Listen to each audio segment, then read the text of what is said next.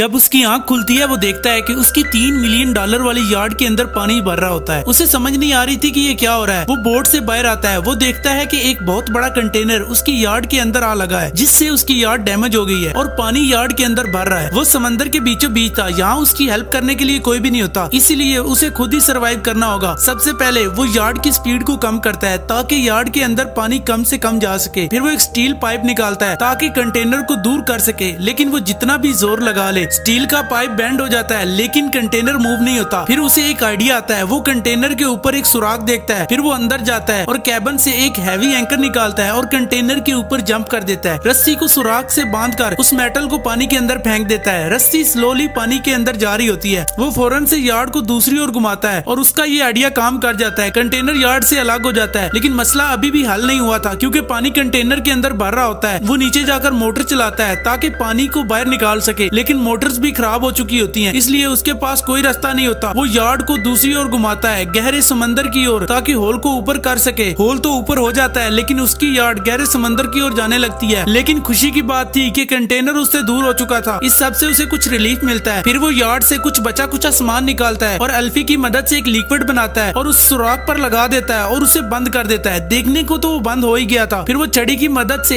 एक पंप बनाता है जिससे वो मैनुअली यार्ड से पानी को बाहर निकाल सके। ये करते करते पूरा दिन गुजर जाता है। वो थक जाता है, लेकिन जिंदा रहने के लिए उसे ये सब करना पड़ता है। वो रेडियो से संपर्क करने की कोशिश करता है, लेकिन रेडियो भी काम नहीं कर रहा था। वो खाना बनाने के लिए नीचे जाता है, लेकिन तभी वो नोट करता है पानी की कुछ बूंदे उसके सर पे गिर रही हैं। वो डर गया। वो जैसे ही बाहर आता है वो देखता है तेज बारिश और तूफान उसे लपेटने वाला है और समुद्री तूफान इतना खतरनाक होता है कि एक ही झटके में इसकी यार्ड को पलट सकता है। वो नीचे आता है, लेकिन तभी तूफान के एक झटके की वजह से उसका सर पिलर से टकराता है। वो बेहोश हो जाता है और फिर जब उसकी आंख खुलती है वो देखता है पानी बड़ी स्पीड से उसके यार्ड के अंदर आ रहा है। वो जल्दी से यार्ड से बाहर आता है, लाइफ राफ्ट को निकालता है और एक सिरे को यार्ड के साथ बांध देता है और लाइफ राफ्ट को दूर फेंक देता है और रस्सी की मदद से राफ्ट के ऊपर जंप कर देता है। वो थक चुका था, वो सो जाता है, लेकिन जब उसकी आंख खुलती है तूफान ढल चुका था, लेकिन वो देखता है कि उसकी यार्ड डूब रही है। वो रस्सी की मदद से यार्ड के ऊपर आता है, वहाँ से खाने वाली चीजें इकट्ठी करता है और राफ्ट पर चला जाता है। और फिर वो अपनी $3 मिलियन वाली यार्ड को अपनी आंखों के सामने डूबता हुआ देख रहा था, लेकिन अभी भी इसने हार नहीं मानी थी। वो बॉक्स खोलता है और मौजूदा चीजों की हेल्प से वो अंदाजा लगाता है कि वो समंदर में किस जगह पे है। उसे पता चल जाता है कि वो